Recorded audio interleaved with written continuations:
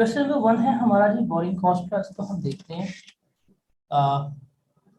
Requirement, इसमें आपने हमेशा याद रखना कि हमने हमेशा स्टार्ट करना है रिक्वायरमेंट से। रिक्वायरमेंट जो है वो हमारे लिए बहुत ज़्यादा इंपॉर्टेंट होती है।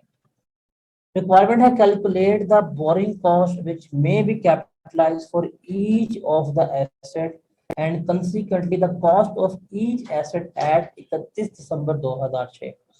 रिक्वायरमेंट बड़ी इंपॉर्टेंट होती है कि हमने बतानी है कि कौन सी बोरिंग कॉस्ट जो है वो हमारी कैपिटलाइज होगी और 31 दिसंबर 2006 के लिए हमारे एसेट्स की कॉस्ट क्या होगी, हमने ये फाइंड आउट करनी है। ठीक है, सवाल पढ़ते हैं। कहता है जी on 1 January 2006 Sparkle company borrowed rupees 1.5 million. ये स्पार्कल कंपनी जो है हमारी, उसने 1.5 मिलियन बोरो किया to finance the production of two assets. अपने टू एसेट्स की प्रोडक्शन फाइनेंस करने के लिए, both of which were expected to take a year to build, जिसको बनने में दोनों को 1 साल लगेगा। इट मीन के both are qualifying assets. Production started during 2006, production 2006 में स्टार्ट होगी। The loan facility was drawn on 1 January 2006। Loan जो है था हमने 2006 में लिया था and was utilised as follow, और इसको हमने कुछ इस तरह से इस्तेमाल किया with the remaining funds invested temporarily. जो रिमेनिंग फंड्स थे वो हमने इन्वेस्ट किए थे टेम्परेरीली। हमारे पास एसेट बी ए है, एसेट बी है। हमने 1 जनवरी को जो लोन लिया वो इसका 2.5 लाख था और 1 जुलाई को था हमारे पास 2.5 लाख। ये हमारे पास सॉरी, ये हमने पेमेंट्स की थी फर्स्ट एसेट के लिए 2.5 लाख की, 2.5 लाख की यहाँ पे आ गया। एसेट बी की हमने पेमेंट की 5 लाख की, 5 लाख फिर यहाँ पे 1 मिलियन आ गया। लोन का रेट 8% पे हमने लोन लिया था और स्पार्कल कंपनी जो है उसने सरप्लस फंड्स जो है वो हमारे 5% के ऊपर इन्वेस्ट किए हुए थे। तो बड़ा बेसिक सा सवाल है, लेकिन हम बेसिक से ही एडवांस की तरफ मूव करेंगे ताकि हमें चीज़ें जो है हमारी काफ़ी ज़्यादा क्लैरिफाइंग हो जाए। तो यहाँ पे हमने देखना है, ये से लोन लिया। अब ये 1.5 मिलियन का लोन लिया है। इस 1.5 मिलियन में से 5 मिलियन का ताल्लुक एसेट 1 से है और 10 मिलियन का 1 मिलियन का ताल्लुक जो है वो हमारा किसके साथ है, एसेट बी के साथ है। तो हमने एसेट बाय एसेट क्या करना है, इसको फाइंड आउट करना है। पहले हम बात करते हैं एसेट ए की। एसेट ए की हम बात करते हैं। एसेट ए का पहले हम लेते हैं इंटरेस्ट एक्सपेंस। अब इंटरेस्ट एक्सपेंस तो हम पूरे साल का लेंगे, यकम जनवरी से लेके 31 दिसंबर तक का। अब इसके ऊपर टोटल कॉस्ट कितनी लगी है, 5 लाख। तो हम तो इसको 5 लाख का इंटरेस्ट निकालेंगे। 5 लाख हमारे पास था,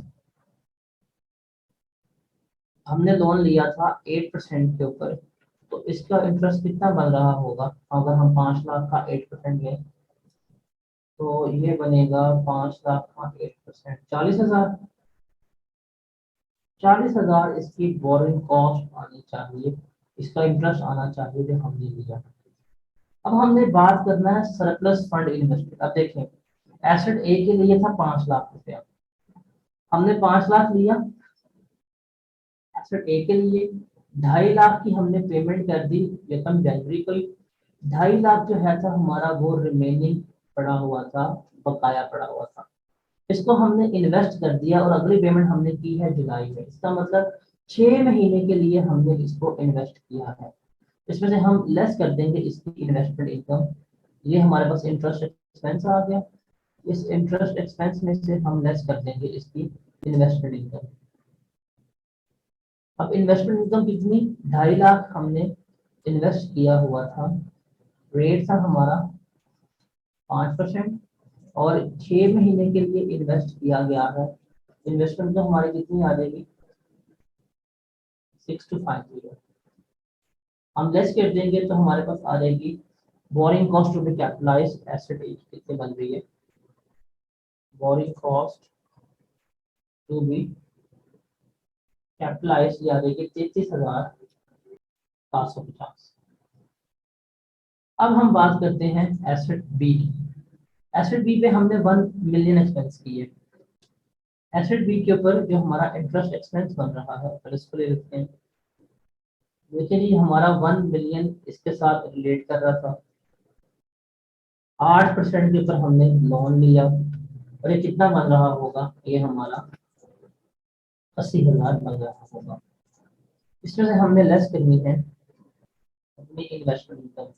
अब इसमें हमने 1 मिलियन का लोन लिया था लेकिन हमने 5 लाख फौरन पे कर दिया, 5 लाख हमने इन्वेस्ट कर दिया था। तो 5 लाख जो हमने इन्वेस्ट किया था, रेट था हमारा 5%, और इसका हमने लेना है 6/12 बिकॉज 6 मंथ के लिए ये इन्वेस्ट किया गया। तो इसका जवाब आएगा हमारा 1250, 12,500 इसका जवाब आ जाएगा। तो हम इसमें से लेस करवा देंगे तो हमारे पास इसकी आ जाएगी बोरिंग कॉस्ट कितनी कैपिटल होनी चाहिए, तो आ जाएगी जी borrowing cost to be capitalize, ये बनेगी हमारी 67,500, ये हमारी कैपिटल है। तो दोनों की हमारी बोरिंग कॉस्ट आ गई, इससे रिक्वायरमेंट 1 जो है थी वो हमारी पूरी हो गई। अब हमने कॉस्ट ऑफ एसेट निकाल दी है कि हमारे एसेट्स की कॉस्ट क्या होगी। तो कॉस्ट ऑफ एसेट्स के लिए हम यहाँ पे ले लेंगे एसेट ए, यहाँ पे हम ले लेंगे एसेट बी। यहाँ पे हमने एक्सपेंडिचर्स किए थे हम वो ले लेंगे। इस पे हमारा एक्सपेंडिचर हुआ 5 लाख का, इस पे एक्सपेंडिचर हमारा हुआ था 1 मिलियन का। इसमें हम ऐड कर देंगे इनकी बोरिंग कॉस्ट। अब 5 लाख वाले पे बोरिंग कॉस्ट हमारी 33,750 आ रही है, इसके ऊपर हमारी बोरिंग कॉस्ट 67,500 आ रही है। हम इसको जमा कर देंगे, हमारे पास एसेट की कैरिंग वैल्यू या कॉस्ट आ रही है कितनी बन रही है, ये बनेगी 533,750, ये बनेगी 10,67500। तो ये इनकी क्या आ गई है, कॉस्ट आ गई है एट 31/12 जो उसमें हमें रिक्वायरमेंट दी थी। दैट वाज द क्वेश्चन, हमारा बेसिक सा सवाल था, इसके बारे में हमने डिस्कशन कर ली कि बोरिंग कॉस्ट हम किस तरह से लेके चल रहे होते हैं।